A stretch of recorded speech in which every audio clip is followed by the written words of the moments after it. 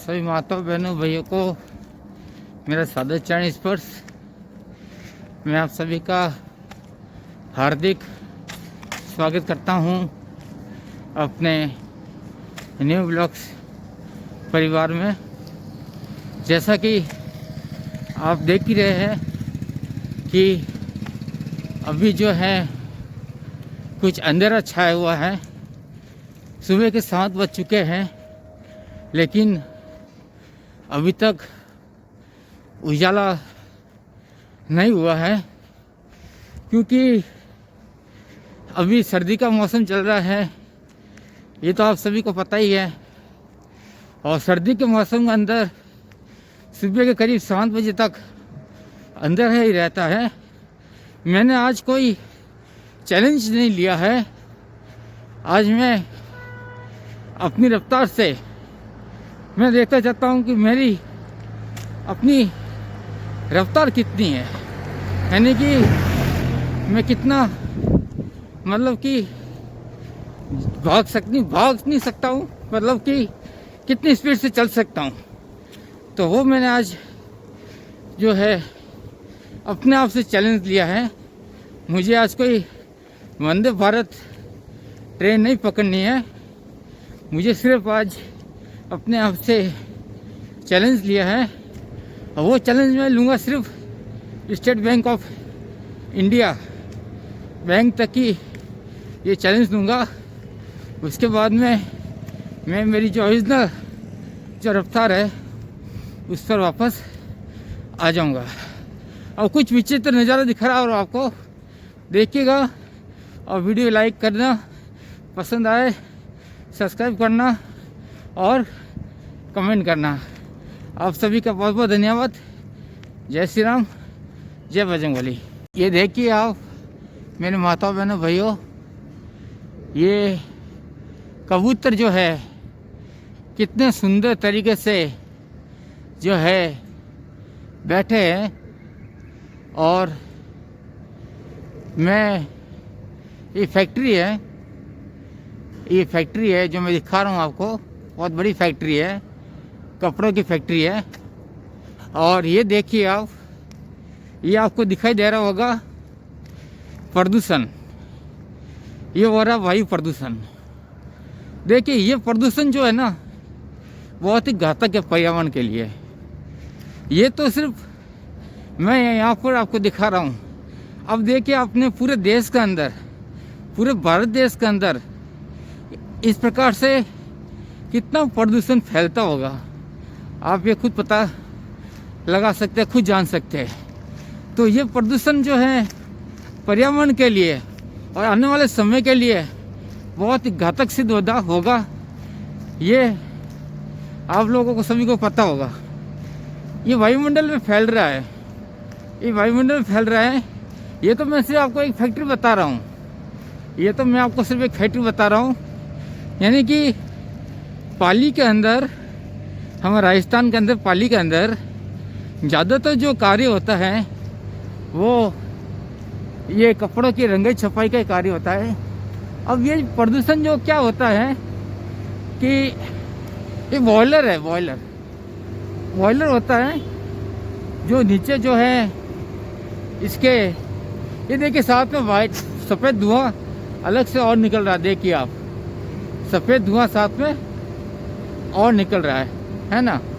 तो इसमें क्या होता है कि बॉयलर होता है, और नीचे जो है पहले के ज़माने में तो लकड़ी जो है जलाई जाती थी, बड़े बड़े लकड़ियाँ जो आती है वो जलाई जाती थी। लेकिन आजकल जो है कोई केमिकल से बने हुए जलाने के लिए कुछ ऐसी वस्तु होती है वो लाई जाती है ट्रकों द्वारा, वो वस्तु जलाई जाती है। उससे क्या होता है, स्टीम पैदा होती है, पानी गर्म होता है, स्टीम पैदा होती है, भाप पैदा होती है। और उस स्टीम से, भाप से पूरी फैक्ट्री जो है वो चलाई जाती है। अभी मैं जो है आईटी रोड पर हूँ मेरे माता बहनों भाइयों। ये देखिए ये गवर्नमेंट आईटी रोड है, सॉरी गवर्नमेंट आईटी है। और मेरा ये मानना है मेरे माता बहनों भाइयों यदि आपके घर के अंदर घर पर यदि कोई विद्यार्थी लड़का है जो 10वीं 12वीं कर रहा है और उसका पढ़ाई में मन नहीं लग रहा है और वो सिर्फ पास हो रहा है, ओनली फॉर पास हो रहा है, तो मेरे माता बहनों भाइयों, सबसे अच्छा तरीका ये है कि आप इसको ITI करवा दीजिए। ITI कराने से क्या होगा, 2 फायदा होगा। एक तो ये होगा कि भगवान नहीं करे इसकी कोई नौकरी नहीं लगे, सरकारी नौकरी नहीं लगे। वैसे ITI वाले को नौकरी लग जाती है, ITI वालों की रेलवे में। और अभी तो रेलवे में ये भी हटा दिया गया है कि ये देखिए एक जगह और धुआं हो रहा है, देखिए एक जगह और वायु प्रदूषण हो रहा है। देखते जाइए आप, मैं आपको दिखाता जा रहा हूँ, आप देखते जाइए। तो गवर्नमेंट ने ये हटा दिया है ITI का। अभी बिना कोई ITI पास किए हुए भी रेलवे का जो वैकेंसी आती है उसमें वो फॉर्म भर सकता है। यानी ITI की अनिवार्यता ख़त्म कर दी गई है।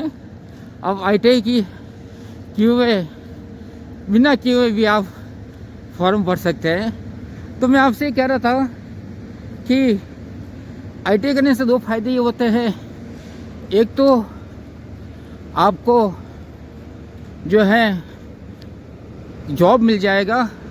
कोशिश कीजिएगा कि सरकारी नौकरी मिल जाए।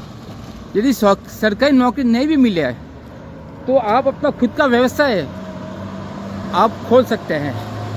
यहाँ पर आपको ट्रक आ रही है, ये सामने से FC गोदाम वाला रोड है, ये FC गोदाम का रोड है ये। और तो इससे क्या होगा, यहाँ पर आपको वायरिंग, फिटिंग, वेल्डर और डीजल मैकेनिक, ये सभी कार्य आपको यहाँ पर सिखाया जाता है ITI के अंदर। उसमें ऐसा होता है कि आपको 2-3 साल की ट्रेनिंग होती है। आपको ट्रेनिंग लेनी पड़ती है। तो मैं ये कहने वाला था आप लोगों से कि आपकी कोई सरकारी नौकरी नहीं लगे, भगवान नहीं करे, तो आप अपना खुद का व्यवसाय खोल सकते हैं। क्योंकि आपने 2-3 साल की ट्रेनिंग तो ले ली है, फिटर की है, वेल्डिंग की है, डीजल मैकेनिक की है ना। तो आपको जो है दर दर की ठोकरें नहीं खाने पड़ेगी और आप बेरोजगार नहीं कहलाओगे। बहुत से ऐसे बच्चे होते हैं, बहुत से ऐसे व्यक्ति होते हैं जो ITI पास करके अपना आज खुद का व्यवसाय कर रहे हैं। और जिस समय मैं पढ़ता था 10वीं 12वीं के अंदर, तो उस समय हमको कोई ऐसा ज्ञान देने वाला नहीं था। तो आज हम क्या कर रहे हैं, दर दर की ठोकरें खा रहे हैं और YouTube पर वीडियो अपलोड कर रहे हैं ताकि थोड़ी बहुत इनकम हो जाए और हमारा गुजारा जो है हो सके। लेकिन वो भी सक्सेस नहीं हो पा रहा है, क्योंकि मेरी माताओं बहनों भाइयों, आपको पता ही है कि 4000 घंटे अपने पूरे नहीं हो पा रहे। और मैं डेली वीडियो नहीं डालूँगा तो क्या होगा, जो वॉच टाइम है वो धीरे धीरे कम होता जाएगा। तो मुझे डेली वीडियो डालना बहुत ज़रूरी है। अब एक ज़रूरी बात मुझे आप लोगों से ये करना है कि आज है 13 जनवरी और कल है 14 जनवरी, यानी कल है अपनी मकर संक्रांति। तो पहले तो मैं आप लोगों को मकर संक्रांति की हार्दिक शुभकामनाएं देना चाहता हूँ। और मेरे पिताजी को याद करते हुए मैं उनको नमन करता हूँ, उनको प्रणाम करता हूँ।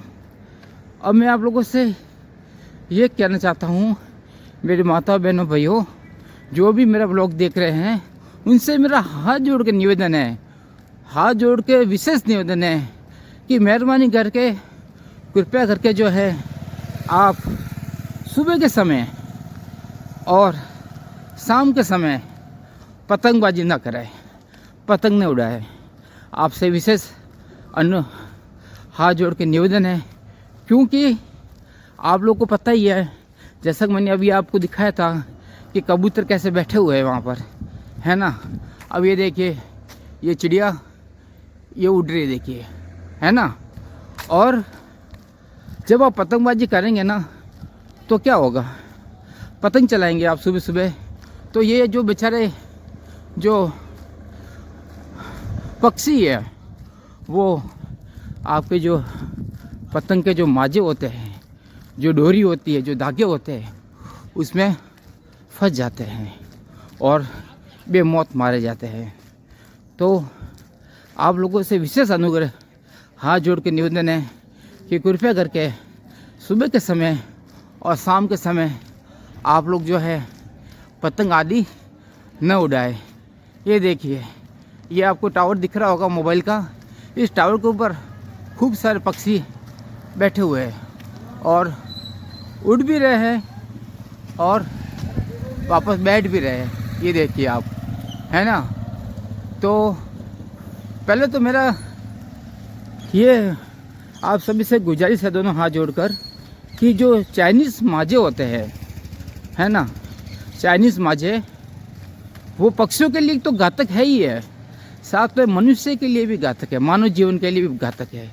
घातक ऐसे है कि जब पतंग कटता है, जब कोई पतंग कटता है तो उसका जो धागा होता है ना, वो उड़ता हुआ सड़क पर आ जाता है और जो बाइक चलाने वाले जो व्यक्ति होते हैं या फिर साइकिल चलाना जो भी व्यक्ति होते हैं, उनके गले में ये धागा फंस जाता है और उनके गला कटने तक की नौबत आ जाती है। अभी 5-6 दिन से मैं अखबार में देख रहा हूँ कि ऐसी घटनाएं 4-5-6 बार हो चुकी है हमारे पाली के आसपास, गाँव के अंदर या पाली के अंदर, है ना। अभी आज के अखबार के अंदर ही, दैनिक भास्कर के अंदर, आज के अखबार के अंदर ही ये ऐसी घटना घटित हुई है कल। और जबकि उस व्यक्ति के हेलमेट भी पहना हुआ था, लेकिन फिर भी वो घटना घटित हुई है। किससे हुई है? ये चाइनीज़ माजे से। बने रहेगा साथ में मेरे माता बहनों भाइयों, आपसे मिलता हूँ मैं वापस। तो आप हरिओम सा, तो मेरी माता बहनों भाइयों से निवेदन है कि आपके घर पर यदि कोई बच्चा या कोई भी परिवार का कोई भी सदस्य चाइनीज़ माजे का इस्तेमाल करता है तो कृपया करके मना करें उनको कि चाइनीज़ माजे का इस्तेमाल नहीं करें।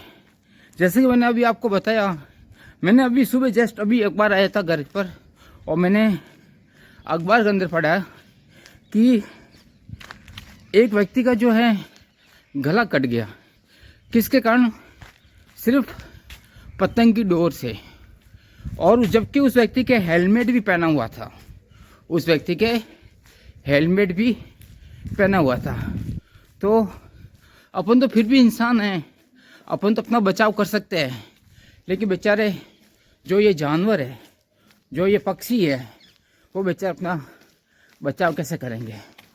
अभी कल 14 जनवरी है, मकर संक्रांति है, तो लाखों की संख्या में, कोई मैं हज़ारों की बात नहीं कर रहा हूँ, लाखों की संख्या में ये पक्षी जो है अपनी जान गंवा देंगे। और मुझे पता है कि अपने राजस्थान में तो फिर भी ये पतंग का जो उड़ाने का जो माहौल है वो काफ़ी कम है, लेकिन गुजरात के अंदर ये काफ़ी ज़्यादा तादाद में पतंग उड़ाई जाती है। वहाँ का तो ये विशेष फेस्टिवल है मकर संक्रांति, है ना। तो मकर संक्रांति तो गुजरात का विशेष फेस्टिवल है और मैं रह चुका हूँ गुजरात के अंदर, मुझे पता है। ये देखिए सेवा समिति वृद्धाश्रम है और बेचारे जो वृद्ध लोग होते हैं, जो बूढ़े लोग होते हैं और जो निकम्मे जो बेटे होते हैं, जो अपने माँ बाप को रखने में असमर्थ होते हैं, उनको यहाँ पर भेज दिया जाता है। या फिर वो निकम्मे लड़के बेटे जो विदेशों में नौकरी करते हैं और यहाँ पर जो है इनके माता पिताओं को वृद्धाश्रम में भेज देते हैं। तो मेरी माता बहनों भाइयों, मैं मेन पॉइंट पे आता हूँ। मैं ये कहना चाहता हूँ कि मैं भी रह चुका हूँ अहमदाबाद के अंदर, गुजरात के अंदर। मुझे पता है कि वहाँ पर सुबह 5 बजे, बिल्कुल आप सही सुन रहे हैं आप, सुबह 5 बजे से ही लोग जो क्या करते हैं, अपनी छतों के ऊपर जो बड़े बड़े स्पीकर होते हैं वो लेकर ऊपर जाते हैं और दिन भर पतंग उड़ाते रहेंगे और वो स्पीकर चलता रहेगा, नाच गाना करते रहेंगे, पतंग उड़ाते रहेंगे और जानवरों को, पक्षियों को मारते रहेंगे। ये बेजुबान जानवर है। ये जो बेजुबान पक्षियों ने आपका क्या बिगाड़ा है? आपका क्या बिगाड़ा? क्यों इनकी आप मौत के हकदार बन रहे हो? ये बेचारे पक्षी वैसे ही धीरे धीरे जो हैं ख़त्म होते जा रहे हैं। ये जो अपन मोबाइल इस्तेमाल करते हैं, इससे जो किरणें निकलती है, जो टावर से किरणें निकलती है, वो किरणों का वैसे ही ख़त्म होते जा रहे हैं। अब जो चिड़िया होती है, पहले जो चिड़िया होती थी वो बहुत दिखाई देती थी, है ना, लेकिन वो चिड़िया अब लगभग लुप्त हो गई है, यानी कि बिल्कुल ही ख़त्म हो गई है, अब दिखाई नहीं देती है। ये देखिए पक्षी कितना शांत बैठा है ना। लेकिन इसको ये नहीं पता है कि कल शायद मेरी मौत भी हो सकती है, कल ये मर भी सकता है, घायल भी हो सकता है। तो मेरी माता बहनों भाइयों, ऐसा मत कीजिए। क्यों तो आप पक्षियों की मौत के जिम्मेदार बनते हो। ये देखिए, ये पतंग देखिए, आपको एग्जाम्पल दिखा रहा हूँ मैं। ये पतंग देखिए, ये कहाँ पर अटका हुआ है? ये कौन सा है? खंबा है लाइट का, ठीक है। और ये डोर भी साथ में लटक रही है, पक्षी भी साथ में बैठे हुए हैं। अब जो नादान बच्चे होते हैं, जो ना समझ बच्चे होते हैं, वो क्या करते हैं? वो जब ये देखिए, यहाँ पतंग देखिए, यहाँ भी देखिए, ये भी कहाँ अटका हुआ है? लाइट के तार पर, है ना। यहाँ भी पतंग है, देखो यहाँ भी पतंग है, ये भी कहाँ अटका हुआ है? लाइट के खंभे पर, है ना। ये देखिए लाइट के खंभे पर, ये देखिए लाइट के खंभे पर।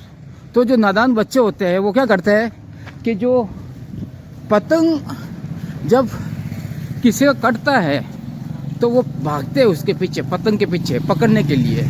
और जो नादान बच्चे होते हैं बेचारे, उनको कुछ पता नहीं होता है कि जो ये पतंग है वो लाइट के खंभे से, करंट से अटैच हो चुका है, यानी तार से अटैच हो चुका है और वो डोरी खींचते हैं। तो क्या होता है, उनको शॉर्ट सर्किट लगने की पूरी संभावना रहती है। देख लीजिए, ये हमारा पालिका रेलवे स्टेशन प्लेटफॉर्म, ट्रैक है। ये दोनों तरफ से देख लिया मैंने, ट्रेन नहीं आ रही है। अब मैं जो है लाइन पार कर रहा हूँ। और साहब बस ठीक है जी, आप कैसे हो? वाह साहब, अरे बहुत ज़ोरदार सर्दी को पूछो ही मत। तो मैं आप लोगों से कह रहा था कि जो नादान बच्चे हैं उनका ध्यान रखें। और पतंग उड़ाते समय बहुत सी घटनाएं घटती है, कोई घटना नहीं घटती है।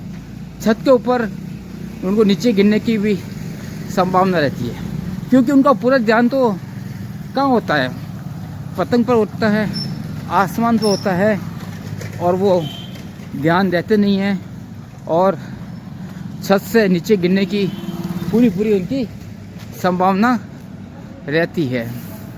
और दूसरा, करंट लगने की संभावना रहती है। खंभे से जो तार होता है वो धागे से अटैच हो जाता है।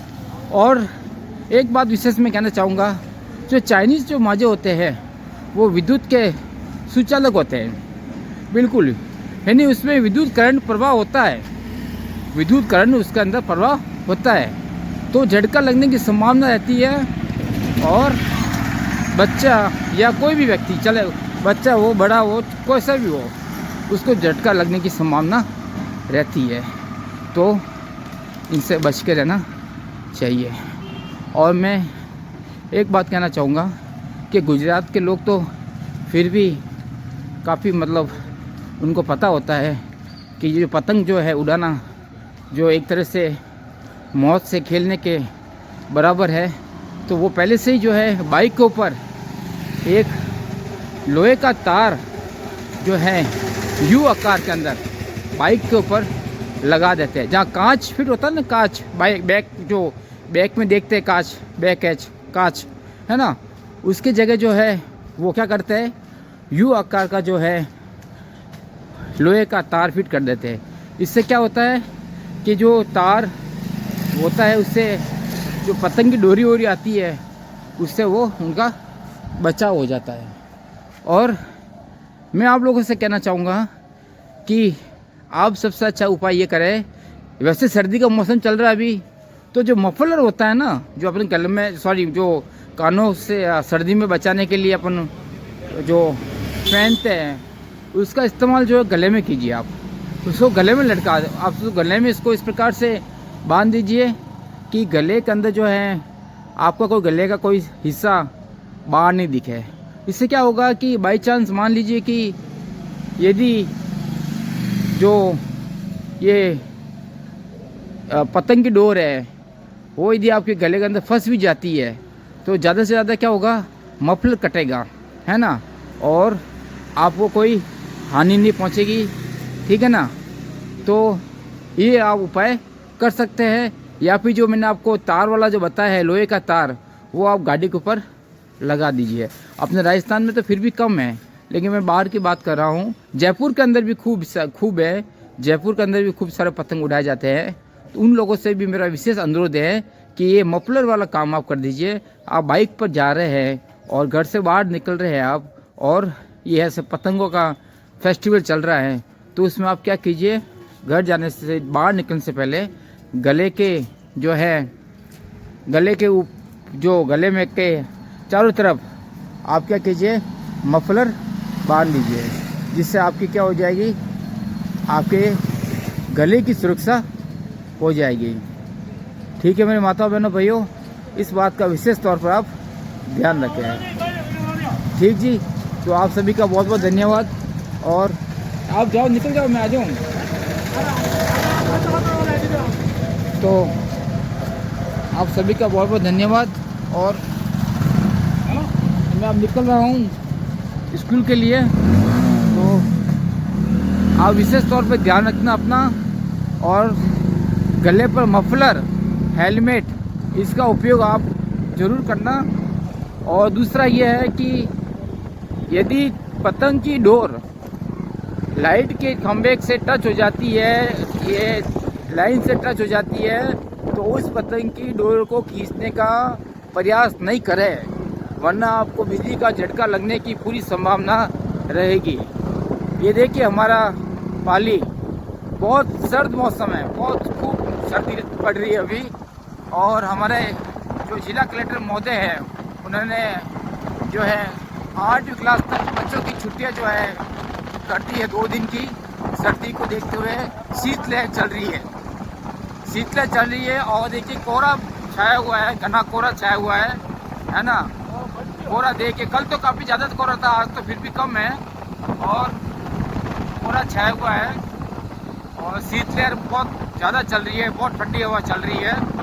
तो ठंडी को ध्यान में रखते हुए और पतंग को ध्यान में रखते हुए, डोरे को ध्यान में रखते हुए आप जो है अपना ध्यान रखिएगा। और आप लोगों से विशेष तौर पर हाथ जोड़ के निवेदन फिर से करना चाहूँगा कि एक शाम के समय और सुबह के समय जब पक्षी अपना घोंसला छोड़ते हैं दाना चुगने के लिए, जाने के लिए, उस समय आप पतंग नहीं उड़ाएं तो बहुत अच्छा रहेगा। और एक शाम के समय जब वापस पक्षी अपने घोंसले में आते हैं उस समय आप जो है मेहरबानी करके जो पतंग नहीं उड़ाएं। और यदि चाइनीज माजे का आज आप इस्तेमाल करते हैं, चाइनीज माजे का, तो इसका इस्तेमाल नहीं करें। और ये गैर कानूनी भी है, सरकार ने, गवर्नमेंट ने रोक लगा रखी है चाइनीज माजे की। तो चाइनीज माजे का आप इस्तेमाल नहीं करें तो अच्छा रहेगा। इससे जो है जान जाने का जोखिम रहता है और पक्षियों की वजह से भी कल खूब सारी मौत होने वाली है। मुझे पता है ब्लॉग बनाने से, वीडियो बनाने से कोई रुकने वाला नहीं है। गुजरात के अंदर मुझे पता है, मैं आप लोगों को पहले बता चुका हूँ कि कोई फर्क नहीं पड़ने वाला, क्योंकि गुजरात के अंदर जो है ये फेस्टिवल खूब जो है करीब 3-4 दिन तक ये फेस्टिवल चलता है। और यहाँ तक कि जो पतंग कट जाते हैं, सड़क पर गिर जाते हैं, वो बच्चे क्या करते हैं, पतंगों को इकट्ठा करते हैं और वही पतंग वापस बेचते हैं। जी हाँ, वो पतंग वापस बेचते हैं और लोग खरीदार भी आते हैं, लोग खरीदने के लिए भी आते हैं, उन पतंगों को खरीदते भी वापस, है ना, क्योंकि स्टॉक खत्म हो जाता है, दुकानों पर स्टॉक पतंगों का खत्म हो जाता है। तो मेरी माताओं बहनों भाइयों, ऐसा जो है कार्य नहीं करें और मेहरबानी करके जो है ये पक्षियों की जान बचाए। ये बेजुबान जानवर हैं, इन्होंने जो है आपका, हमारा, किसी का कुछ नहीं बिगाड़ा है। ये देखिए पक्षी यहाँ बैठे हैं, इनमें से ऐसे बहुत से पक्षी होंगे जो कल जो जाओ मंजी आप हाँ जाओ आप जाओ, ठीक सर, धन्यवाद आपने। कल जो है ये इसमें से ऐसे बहुत से पक्षी होंगे जो अपने जान गंवा देंगे। ये देखिए आज बेचारे बैठे हैं शांति के साथ में, लेकिन कल पता नहीं इसमें से कौन सा पक्षी भगवान को प्यारा हो जाएगा। तो आप लोगों से मेरा दोनों हाथ जोड़ के निवेदन है कि मेहरबानी करके जो है सुबह के समय और शाम के समय जो है पतंगबाजी ना करें, पतंग ना उड़ाएं और एक चाइनीज माजे का इस्तेमाल नहीं करें। चाइनीज माजे में क्या होता है मेरे माता बहनों भाइयों, कि उसमें ऐसा कहा जाता है, मतलब सुना है मैंने, अखबार में भी पढ़ा है, कि जो कांच होता है वो कांच को बारीक पीस कर उसके ऊपर लेप किया जाता है। तो कांच होने के कारण जो है बहुत ही घातक होता है ये, और मनुष्य के लिए पक्षियों के लिए जो है मौत का कारण बनता है। तो आप सभी से विशेष निवेदन है कि बेचारे इन बेजुबान जानवरों की रक्षा करें और अपनी खुद की भी रक्षा करें, और जो है शाम के समय और सुबह के समय जो है पतंगबाजी नहीं करें। तो इसी के साथ मैं अपना व्लॉग समाप्त करने जा रहा हूं। आप सभी का बहुत बहुत धन्यवाद व्लॉग पर बने रहने के लिए, और कृपया करके व्लॉग को जो पूरा जरूर देख के आप, ताकि अपने 4000 घंटे वॉच टाइम पूरा हो सके। मैं पहुंच चुका हूं स्कूल के बिल्कुल पास में ही, तो अब मैं जा रहा हूं स्कूल। और आप सभी का बहुत बहुत धन्यवाद व्लॉग पर बने रहने के लिए, और कृपया करके इसी प्रकार से जो है आप लोग मदद करते रहे और 4000 घंटे कैसे भी करके जो है वॉच टाइम पूरा कराएं। तो आप लोगों को सभी को एक बार फिर से मकर संक्रांति की बहुत बहुत हार्दिक शुभकामनाएं, और कृपया करके इन जो ये पक्षी है, जो जानवर है बेचारे, उनकी रक्षा करते हुए, उनकी सुरक्षा करते हुए, जो सुरक्षापूर्ण अपना दायित्व निभाते हुए जो है अपना ये मकर संक्रांति पर्व आप लोग मनाएं। तो आप सभी का बहुत बहुत धन्यवाद। जय श्री राम, जय बजरंगबली।